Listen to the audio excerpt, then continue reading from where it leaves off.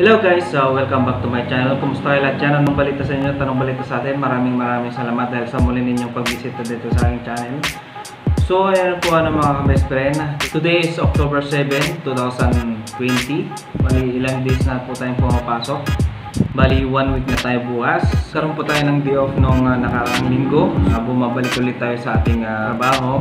Naninibago ako ulit eh. Sa tagal kong medyo nakatingga, nawawala yung ating practice, ganyan, di ba?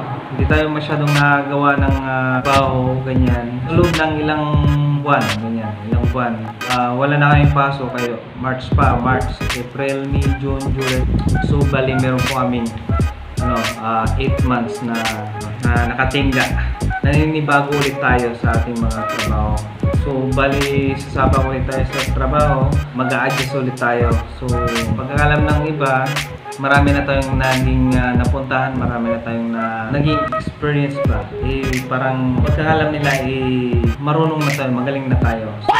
Hindi po pala mga best friend, kapag hindi ka palagi sa trabaho mo, medyo nakalimutan mo na, parang bumabalik ka ulit sa panibagong bagay, back to start ka. Paano masabi? Kaya so parang ngayon naninibago ako ulit. Alam ko na yung mga trabaho, pero siyempre sa tagal-tagal natin hindi nakapag-hawak ng ating mga trabaho dati, di ba? Yung dati natin ginagawa ganyan, di ba? Tapos tagal mong nakatingga, ganyan, tagal mong nawala ng trabaho. Tagal mo hindi nahawakan, ganyan, di ba? Kasi ako kasi, iba-iba kasi yung partner. So, kunwari, nahawakan ko yung ganitong bagay, tapos nalipat ako sa ganito. Oo, natututo ako sa ibang bagay, pero yung nakaraan, kumbaga parang unti-unti mo na siyang nakalimutan ba? Parang nawawala ka ng practice, lalo kapag hindi mo na nagagawa ulit yung dati mong ginagawa. Parang naninibago ko ulit sa trabaho, parang ganun. So, bumalik ulit tayo sa trabaho, kaya medyo mag-a-adjust ulit tayo. So, iba-iba rin naman yung kayahan din natin, di ba? So, kahit na naninibago tayo, pero unti-unti pa rin tayong nag-a-adjust. Yun lang po yung may babahagi ko dahil yung mga iba expected nila, magaling na tayo. Porque marami na tayong naging experience, marami na tayong nasubukang trabaho. Pero may time din pala na medyo mahirap. Babalikan mo ulit, parang bumabalik ulit sa umpisa. Babalikan mo ulit yung yung dati mong ginagawa, para ganun. Siyempre, matagal mo nang hindi ginawa, tapos matagal mo nang hindi ginagawa, tapos babalik mo ulit. Parang naninibago ulit. So, sa ngayon po kasi, nag-work ako ulit sa panibagong trabaho dahil wala na tayo sa Saudi. Yung trabaho kasi sa Saudi ay isang department lang. Hindi totoo yan. So, dito sa bagong pinasukan, bali all around na kami dito. So bali yung work ko pa nung nakarang dekada ay parang gagawin ko ulit siya ngayon. So bali sa tagal-tagal na yun ay matagal ko nang hindi nahawakan. So ngayon babalik ulit tayo, kaya parang feeling mo kasi parang naiilang ako ulit dahil pagkakalam nila na bakit na hawakan mo na yung isang bagay ay magaling ka na, marunong ka na dahil nagawa mo na. Pero kapag hindi mo rin pala na hawakan madalas, ay bumabalik ka ulit sa parang naninibago ka ulit kapag ginawa mo ito.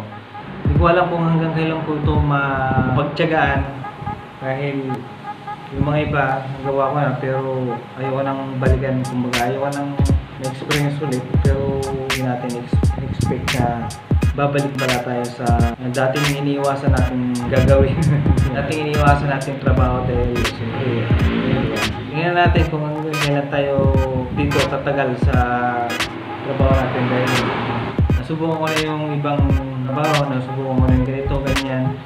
Ang ginagawa ko ay subukan naman yung mga ibang trabaho na madali, pero madali lang siyang gawin. Kumbaga, di ba, tinakasan na natin yung dating trabaho natin na siyempre kahit nasabi mo na kung bayad ng may-ari, amo mo, ganyan, di ba, yung may-ari, ganyan ng trabaho mo, pero expected nila ay magaling ka, marunong ka dahil nahawakan mo na yung ganito, ganyan, di ba? Pagka sa katagal na panahon na hindi mo rin pala nahawakan, parang bumabalik ka ulit sa may bago, parang ganyan, di ba? Parang may bago ka ulit. So parang ako ngayon, matagal ko nang ginagawa yung trabaho ko pero matagal ko nang hindi nahawakan. So parang gusto ko na maghanap ng ibang trabaho pero gano'n. Kaya naman na bigla ka na lang aalis, ganyan. Lang ang medyo naibabahay kasi parang hindi ako importante. Dito sa tinutuloy ko, okay naman. Kung pagkalam nila, mahusay na ako, magaling na ako dahil ang mahirap lang kasi yung medyo in-expect nila parang magaling ka na.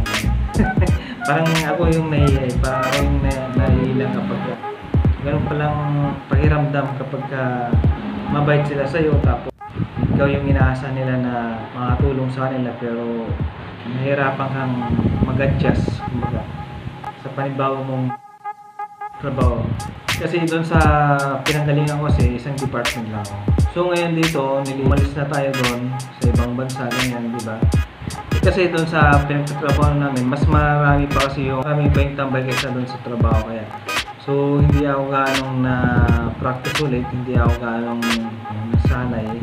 Isang department na nga, tapos bihira pa yung ginagawa mo, ganyan, di ba? So medyo hindi tayo ganong sanay. Diba? Parang yung trabaho natin ngayon, di ba? Dito lahat, all around ka kasi. All around ka. Lahat ng trabaho mo na ginawa mo dati, kahit na matagal mo nang ginawa, pero yun, gagawin mo ulit. So, panibagong, ano na naman, re-refresh ko ulit, kumbaga. Hindi ko sana ito, pero andyan na eh. Nakayari naman kasi na tumanggi. Kaya, basta subukan lang natin hanggat kung saan yung kaya natin. So hanggang dito na lang at may babahagi ko. Sabagay, magagamit ko rin naman ito kapag hindi naman kasi natin alam kung hanggang kailan tayo rito. Iiwan at iiwan mo rin naman talaga ang company kahit na gano'n ka katagal dyan sa company na pinapasukan mo. Iiwan at iiwan mo pa rin. Walang forever. Walang forever. So yun po mga best friend, hanggang dito na lang at maraming salamat dahil sa tinapos mong video nito. So kung bawa pa lang sa aking channel, pakiclick mo na yung subscribe button pati na rin yung notification bell para sa tuwing mag-upload ng video ay saka sa unang makanotify sa lahat ng video. Hanggang dito na lang at maraming salamat, bye bye.